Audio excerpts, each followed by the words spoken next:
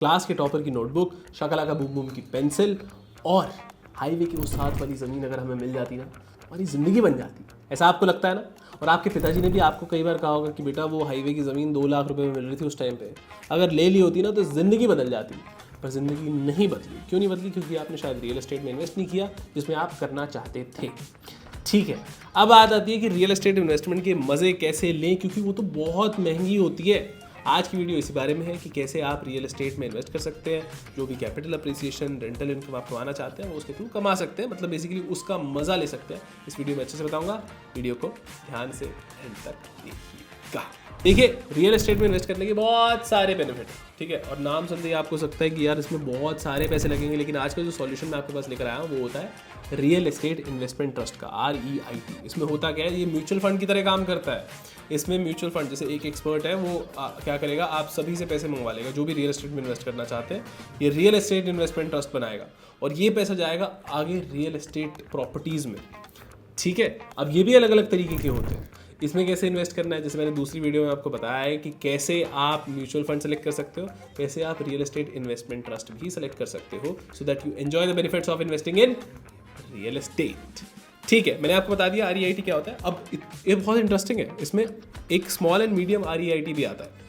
ठीक है, REIT real estate investment trust के नाम एक मिनिमम जो है AUM होता है 500 करोड़ का। एक और चीज़ होती है SMREIT, या फिर कह लीजिए कि फ्रैक्शनल ओनरशिप, फ्रैक्शनल इन्वेस्टमेंट। इसके अंदर क्या होता है, जैसे एक प्रॉपर्टी में बना रहा हूँ, एक कमर्शियल प्रॉपर्टी जो बड़ी DLF की या कोई भी बहुत बड़ी प्रॉपर्टी जैसे आपको दिखती है ना, बड़ी बड़ी बिल्डिंग्स वो बन रही है। अब लेट्स से उसमें इन्वेस्टमेंट लाने के लिए मैं एक SMREIT खोलता हूँ जिसके अंदर मिनिमम इन्वेस्टमेंट 10-12 लाख रुपए, 15 लाख रुपए होती है। इस ऑप्शन के अंदर ये होता है कि जैसे लेट्स से कि आपके पास बहुत ज़्यादा पैसे नहीं है, क्योंकि इतनी बड़ी बिल्डिंग तो आप नहीं बना सकते, आपने 10 लाख रुपए उसमें डाल दिए। ठीक है, अब आप उस पर कैपिटल अप्रिसिएशन भी कमाओगे, उस पर रेंटल इनकम भी कमाओगे। इसे बोला जाता है SMREIT। ये सेबी रजिस्टर्ड पहली बार आने वाला है बहुत जल्द। अभी इसे फ्रैक्शनल ओनरशिप के नाम से बोला जाता है। बहुत अभी जो फ्रैक्शनल ओनरशिप बोला जाता है वो कम रेगुलेटेड है। एक बार ये सेबी के अंडर आ गया, ये बहुत ज़्यादा रेगुलेटेड होगा, तो उसमें वैसे तो अभी भी ऐसा कोई चीटिंग के बहुत ज़्यादा मामले नहीं है, लेकिन अगर सेबी रेगुलेटेड हो जाता है तो सेबी आपको पता है बहुत ज़्यादा स्ट्रिक्ट है, तो उसके बाद सेफ्टी का लेयर बहुत ज़्यादा ऐड हो जाएगा। तो SMREIT is one option where you can invest in real estate with less investment. Again इसमें लेस इन्वेस्टमेंट है बट इतनी भी लेस नहीं है, आपको 10-15 लाख रुपए मिनिमम इन्वेस्टमेंट करना ही पड़ता है। दूसरा हम बात करते हैं रियल एस्टेट इन्वेस्टमेंट ट्रस्ट के बारे में, जो कि मैंने आपको बताया कि म्यूचुअल फंड की तरह होती है। ठीक है, ये बड़ा म्यूचुअल फंड है। SMREIT एक छोटा म्यूचुअल फंड होता है, एक बिल्डिंग की, एक प्रॉपर्टी के लिए, 2 प्रॉपर्टी के लिए। जो रियल एस्टेट इन्वेस्टमेंट ट्रस्ट जो बड़े वाला है 500 करोड़ वाला नॉर्मल, वो बहुत सारी प्रॉपर्टीज़ में इन्वेस्ट करता है। उसमें इक्विटी REIT भी होता है, डेट REIT भी होता है, हाइब्रिड REIT भी होता है। कैसे? जो बेसिकली ओनरशिप में इन्वेस्ट करेगा। डेट REIT क्या होता है, बेसिकली आप देखिए बहुत सारे बैंक जो होते हैं होम लोन देते हैं, काफ़ी तरीके के लोन देते हैं, प्रॉपर्टी लोन्स। अब अगर वो करते क्या है, वो उसको बंडल करके आगे सेल कर देते हैं। अगर एक डेट REIT क्या करता है, वो जो लोन होते हैं वो खरीद लेता है। ठीक है, तो that's how they invest in debt related to real estate investment trust. ठीक है, हाइब्रिड डेट और इक्विटी दोनों। इक्विटी में क्या है, ओनरशिप हो रही है रियल एस्टेट की। ठीक है, ओके, तो these are some of the things, these are some of the funds that exist in REIT। अब हम बात करते हैं बेनिफिट क्या है रियल एस्टेट इन्वेस्टमेंट ट्रस्ट में इन्वेस्ट करने का। बेसिकली एक तो आपको लिक्विडिटी मिल जाती है। आप अगर रियल एस्टेट बेचने जाओगे तो रियल एस्टेट बेचने में तो बहुत टाइम लगता है, लेकिन रियल एस्टेट इन्वेस्टमेंट ट्रस्ट का अगर यूनिट है आपके पास, एक यूनिट है, तो वो आप इजीली बेच सकते हो। इतना बहुत ज़्यादा मगजमारी आपको नहीं करनी पड़ती। लेकिन SMREIT में वैसे अभी तो फ्रैक्शनल ओनरशिप के जो प्लेटफॉर्म्स हैं उसको सेल करने में इतना आसानी नहीं है, थोड़ा सा दिक्कत उसमें आती है।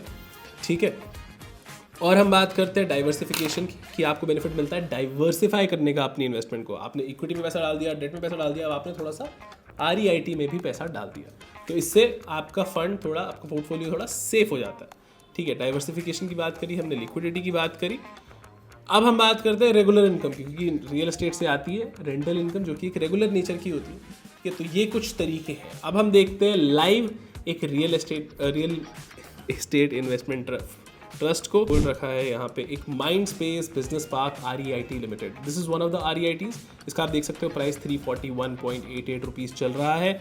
ठीक है, अब इसके बारे में आपको क्या जानना है, इसमें देखिए हम यहाँ पे सारे technical analysis, open fundamental analysis सब कुछ देख सकते हैं, चार्ट देख सकते हैं, सब कुछ आप यहाँ पे देख रहे हो, जैसे कि as if it's a share only, ठीक है। ये NSE BSE दोनों पे लिस्टेड है, इसका पास्ट रिटर्न्स देख सकते हो। और बेसिकली ये जेन्युइन इसलिए है, मतलब बेसिकली अगर आपको, क्योंकि होता क्या है कई बार ना रियल एस्टेट में इन्वेस्ट करने में टाइटल का बहुत प्रॉब्लम होता है, ओनरशिप का बहुत प्रॉब्लम होता है, लोग बहुत डरते हैं। तो इसमें वो डर आपका निकल जाता है। क्यों? क्योंकि ये लिस्टेड है, सेबी रेगुलेटेड है, ठीक है। तो यहाँ पे एनालिसिस देख सकते हो, म्यूचुअल फंड के इनसाइट्स, मतलब सॉरी मनी कंट्रोल के इनसाइट्स देख सकते हो। तो इस तरीके से आप एनालाइज कर सकते हो कि कौन सा REIT, जैसे मैंने आपको पिछली वीडियो में बताया था कि कैसे आपको एक म्यूचुअल फंड सेलेक्ट करना है, वही मापदंड लगा के आप एक REIT भी सेलेक्ट कर सकते हो। तो एसेंशियली मैं आपको बता देता हूँ कि इसका पूरा मोटिव क्या है। मोटिव सिंपल है कि आपको अपने फंड्स को डाइवर्सिफाई करना है, आपको रियल एस्टेट के रिटर्न्स के मज़े लेने हैं, तो आप REIT की तरफ जा सकते हो। अगर आपके पास बहुत ज़्यादा फंड्स नहीं है इन्वेस्ट करने को, तो the good thing here is it is also SEBI regulated. SMREIT अभी सेबी के रूल्स आ गए, लेकिन अभी कोई भी SMREIT हमारा रजिस्टर्ड नहीं है। तो ऐसे ही होगा, I think by the next year हो जाएगा शायद Q3 में one of the SMREIT is going to be registered. तब तक के लिए वेट कीजिए, बाकी तब तक REIT के मजे उठाइए। आई होप आपको वीडियो अच्छा लगा होगा। कोई भी अगर आपके पास क्वेश्चन है तो नीचे कमेंट में मुझसे पूछ लीजिए।